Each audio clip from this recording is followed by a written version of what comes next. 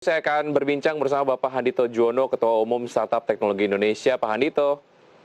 Ya, selamat pagi, Mas. Selamat pagi, terima kasih sudah bergabung bersama kami di Market Review. Salam sehat Pak Handito. Oke, bicara mengenai apa yang kemudian Anda sudah sampaikan di beberapa media online lah beberapa waktu yang lalu mengenai adanya potensi gulung tikar bagi perusahaan startup di Indonesia. Rasanya masih segar di ingatan kita bahwa startup dilihat sebagai sebuah potensi ekonomi yang sempat dilihat sebagai potensi ekonomi yang potensinya melebihi bisnis-bisnis konvensional begitu ya. Tapi apa yang kemudian Anda sampaikan nampaknya menjadi sebuah reality check bagi sustainability dari perusahaan startup di Indonesia. Alasan utama dari analisa Anda seperti apa, Pak Handito? Ya, sebenarnya kami dari Asosiasi Startup Teknologi Indonesia memang mengamati terus nih perkembangan dari saya mendirikan startup. Meskipun yang mendirikan startup ternyata sekarang makin banyak dan generasinya lebih tua dari saya makin banyak ini. Tetapi ini saya melihat fenomenanya ya memang sebenarnya startup itu kan perusahaan baru, perusahaan baru yang pengen maju cepat dengan mengoptimalkan teknologi. Nah, memang karakternya bisnis ini risikonya tinggi, kemungkinan berhasilnya memang relatif rendah dibandingkan bisnis pada umumnya gitu ya. Nah, mati di dalam bisnis ini itu sebenarnya lumrah banyak gitu. Tetapi memang 1 tahun terakhir ini tingkat matinya banyak sekali gitu. Nah, ini yang memang mengkhawatirkan sehingga pendirian startup company agak terhambat beberapa bulan terakhir ini, apalagi semester pertama tahun 2021 ini karena yang tadinya diperkirakan dari 2020 masuk 2021 sudah mulai cepat-cepat bisa tampil lagi, ternyata enggak. Nah, investornya sendiri juga sekarang semakin pelit, quote unquote gitu ya, maksudnya semakin hitungan. Ini ada prospek ke depannya enggak? Bisnis modelnya benar enggak kan gitu. Nah, karenanya ini saat yang penting untuk melakukan konsolidasi dan saya rasa memang startup company mau nggak mau harus juga sekarang ini menempatkan diri sebagai perusahaan dengan bisnis model yang benar gitu. Baik, artinya untuk perusahaan-perusahaan startup yang sangat tergantung kepada investor ataupun modal ventura, potensi gulung tikarnya cukup tinggi pada saat mereka kemudian belum punya kekuatan dalam hal struktur permodalan mereka begitu ya Pak Handito. Oke, lalu bagaimana dengan proyeksi sustainability yang kemudian dibaca oleh investor lah? Anda tadi sempat menyampaikan bahwa jadi kemudian pertimbangan utama sebelum akhirnya seorang investor memutuskan untuk akan chip in lagi atau tidak ketika ada indikator-indikator yang membuat sustainability dari bisnis startup tersebut akhirnya dipertanyakan begitu. Nah, analisanya mengenai hal ini seperti apa Pak Andito? Ya, sekarang memang karena situasi yang berubah seperti sekarang, maka para investor juga melihat masa depan startup dengan, kalau istilah saya itu, dengan new future paradigm gitu ya. Jadi memang harus melihat dengan masa depan yang baru gitu. Kita nggak bisa melihat bisnis startup dengan model yang lama saja kan gitu. Sekarang para investor sudah melihat dengan model pandang yang baru dan mau pelaku usaha di bidang startup ini founder startup harus ikut gitu. Jadi kalau sekarang ini para investor itu sudah semakin hati-hati, semakin cermat gitu, dan mereka juga sudah melihat, selain melihat valuasinya perusahaan, tapi nggak cukup lagi hanya lihat valuasi perusahaan saja gitu ya. Jadi sekarang para investor melihat juga ini, nah perusahaan ini akan kapan ini bisa mendapatkan keuntungan. Zaman dulu itu 1 tahun 2 tahun lalu masih begitu. Nah itu nanti aja. Sekarang nggak bisa begitu. Valuasi penting, tetapi bisnis model yang menghasilkan keuntungan yang sustain itu juga penting. Gitu. Nah kalau bicara keuntungan, maka bicara tentang pendapatan, pengendalian biaya, sehingga mendapatkan profit yang baik. Nah, jadi ini kombinasi ini melihat dunia startup dengan new future perspektif ini haruslah sesuatu yang harus dipertimbangkan oleh teman-teman pendiri startup company. Pak Handito, yang Anda baca mengenai tren break-even point di perusahaan startup seperti apa? Kita meminjam point of view dari investor ataupun mungkin modal ventura begitu ya. Tentu saja break-even point adalah satu hal yang kemudian dilihat dan juga pertimbangkan sebagai sebuah pertimbangan utama lah. Nah, trennya sejauh ini seperti apa, Pak Andito? Iya, memang poin itu sebenarnya kan titik mana modal yang ditanamkan bisa balik. Dan ini sekarang ini kita melihat para modal ventura ini kan sudah semakin terfragmentasi ya. Jadi mereka ini yang semakin gede, yang kecil hanya yang hilang juga ini modal venturanya gitu. Startup company begitu hilangnya banyak sekali. Nah, ini melihat bahwa break even point itu sekarang sudah semakin diharapkan sudah semakin maju gitu. Kalau dulu yang boleh dikatakan nggak ada batasnya juga nggak apa-apa, nggak break even point sampai kapanpun nggak apa-apa gitu. Maju. Sekarang ini sudah mulai lihat, meskipun tentu saja setiap usaha punya break even point average yang berbeda-beda ya, tetapi sekarang sudah cenderung makin maju. Ada yang sudah melihat ini paling enggak harus 10 tahun sudah harus mulai untung. Ada yang sekarang sudah di bisnis tertentu ini harus 5 tahun. Ya memang ada yang masih 20 tahun juga nggak apa-apa. Tetapi yang pasti tingkat break-even point yang diharapkan sudah tercapai ini sekarang makin maju. Artinya dari investor dan juga modal ventura sendiri melihat bahwa secara ekosistem dan juga market semua sudah cukup terbiasa dengan model bisnis digital. Artinya seharusnya bisa mendatangkan keuntungan secepatnya ataupun mungkin mencapai break even point secepatnya begitu ya. Pak Handito, artinya kalau boleh disimpulkan investasi dengan gaya bakar uang dalam tanda kutip udah nggak berlaku lagi dong di startup. Ya, saya rasa sebenarnya dari dulu juga sebenarnya tanya investor juga nggak ada yang mau bakar uang tetapi malah ada yang mau bakar uang, kalau daripada dibakar kasih gua aja duitnya kan gitu. Tetapi artinya begini loh ya, waktu itu ketika masih ini ya uang cash yang diinvest masih banyak berlimpah-limpah begitu, itu menanam untuk diharapkan untuk balik lagi di kemudian hari itu royal. Sekarang ini makin nggak royal gitu.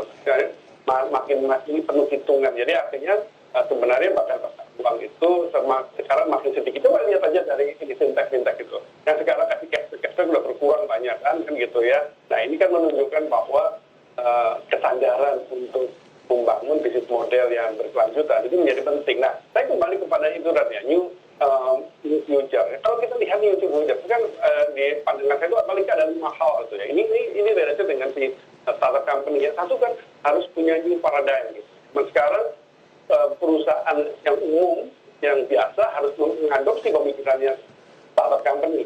Tapi juga startup company harus juga mengadopsi pemikiran dari pandangan dari bisnis yang secara umum kan gitu. Kedua adalah new business school. Kalau yang lalu itu kita bicara tentang startup company, kita bicara tentang udahlah yang penting valuasinya. Sekarang kan nggak bisa. Tapi sebenarnya dari bilang nanti yang penting nanti 10 tahun lagi begini.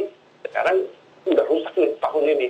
Mau nggak mau harus punya sasaran yang baru. Yang tadinya 10 tahun, nah sekarang harus dihitung lagi. Jadi harus mundur lagi atau mati lagi nggak apa gitu ya. Sampainya kapan gitu. Yang ketiga adalah apa meter of goal-nya itu sendiri. Jadi sekarang ini perusahaan rintisan ini sekarang harus punya indikator-indikator keberhasilan yang berubah ini. Tentu saja berubah itu berbeda-beda antara sektor yang satu sama sektor yang lain ya tentu saja ya. Yang keempat, kita bicara tentang ada strategi yang baru, strategi bisnis yang baru.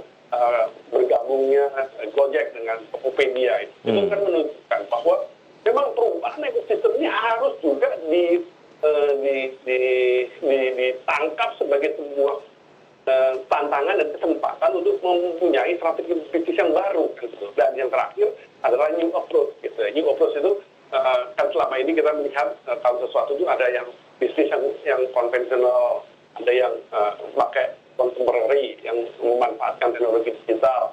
Nah, zaman sekarang ini semuanya itu memang pada berebut masuk ke pendekatan yang digital teknologi kan gitu. Startup company ini gimana ini? Semuanya udah pada kecondong gitu, semuanya mau online, semuanya juga mau memanfaatkan teknologi digital dengan maksimal. Nah, yang startup company-nya harus juga berubah sekarang ini. Berubahnya tentu saja harus lebih advance lagi, tetapi juga di satu sisi juga harus tetap paham bahwa sekarang ini prinsip-prinsip bisnis yang konvensional gitu, itu tetap saja menjadi sesuatu yang dipertimbangkan, diperhitungkan juga. Ini 5 hal yang saya rasa kalau kita melihat harga startup company kita nggak terlalu mudah goyah gitu. Baik. Sekali lagi startup company itu tetap risikonya tinggi, tingkat matinya juga tinggi gitu. Tetapi kan akan lebih baik kalau matinya nggak terlalu cepat dan tidak terlalu banyak kan begitu. Baik, ada penggabungan indikator-indikator dan juga konsep model bisnis lah ya antara perusahaan startup dan juga perusahaan-perusahaan konvensional. Kalau kita lihat dari pandemi, apakah pandemi ini menjadi salah satu penyebab majunya deadline break-even point? Seperti yang Anda kemudian tadi sampaikan. Asumsikan misalnya tidak ada pandemi, apakah deadline break-even point-nya akan tetap dalam jangka waktu menengah panjang atau seperti apa, Pak Handito? Ya, sebenarnya tetap saja namanya satu company ini meskipun maunya perusahaan yang tumbuh cepat, itu kan tetap saja pemikirannya tetap jangka panjang ya. Kan kita juga paham bahwa mau tumbuh cepat itu pasti perlu energi besar, perlu sumber daya besar, perlu duit yang besar. Nah, duit yang besar itu memang karakteristiknya kalau startup company nggak bisa balik modal cepat-cepat gitu. Nah ini yang kalau tadinya ini investor dan founder startup rela nunggu break-even point-nya itu di atas 20 tahun gitu untuk bisnis tertentu ya. Saya udah nggak pikirin deh, yang penting valuasi naik-naik biar nanti mikirin lagi gitu. Nah sekarang ini saya melihat kecenderungannya ya paling 10 tahunan itu sudah dianggap udah kelamaan gitu. Jadi ini sekarang maju nih tingkat break-even point yang diharapkan akan tercapai itu. Deadline-nya semakin pendek begitu ya, Pak Handito ya. Oke. Tergantung sektornya ya. Baik. Tapi semakin pendek. Oke. Adakah sektor-sektor yang secara proyeksi sustainability akan berlangsung lama? Ini menjadi satu bahasan yang cukup menarik apabila atau apalagi mengacu kepada statement yang Anda kemudian sampaikan. Ada dua sektor yang nampaknya menjadi sektor primadona lah. Di antaranya adalah e-commerce dan juga sektor kesehatan. Tapi ternyata dua sektor primadona ini masih punya potensi untuk gulung tikar.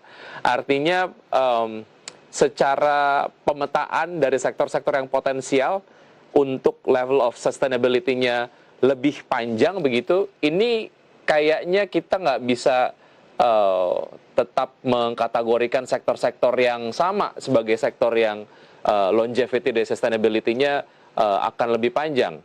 Karena memang ada beberapa indikator-indikator tadi yang Anda sampaikan. Ya, ini kalau kesehatan ini kan sebenarnya sesuatu yang tiba-tiba menjadi sektor primadona kalau di startup company yang punya kemungkinan untuk tumbuh cepat gitu. Ya gara-gara pandemi sebenarnya. Sebenarnya bukan karena pandeminya yang membuat itu, tetapi kesadaran bahwa sehat itu penting gitu, dan itu mendorong secara keseluruhan seluruh bisnis kesehatan sebenarnya. Nah, startup company termasuk yang kemudian di awal-awal pandemi itu menangkap pesan ini dengan bagus gitu. Tetapi itu pun ini juga sekarang ini fragile juga ya, karena ternyata yang berhasil nggak banyak, mitra. Karena masuk di bisnis ya health tech itu kan tidak hanya bermain digitalisasinya, tapi juga bermain di kesehatannya, teknologi kesehatan. Dan ternyata pengembangan teknologi kesehatan itu sesuatu yang tidak cepat dilakukan.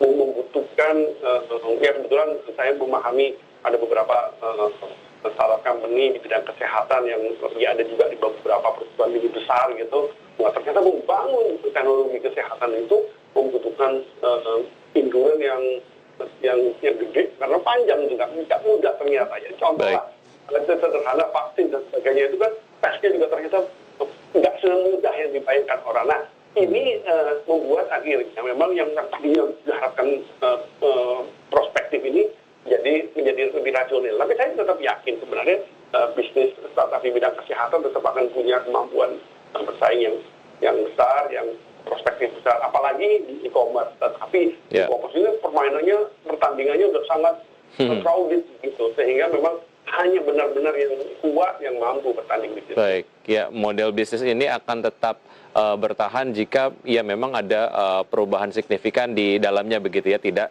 terlalu tergantung kepada investasi yang diberikan oleh investor ataupun modal ventura begitu, harus mandiri lah begitu. Oke, Pak Handito, kita masih ada satu segmen lagi, kita lanjutkan usai jeda berikut ini dan pemirsa tetap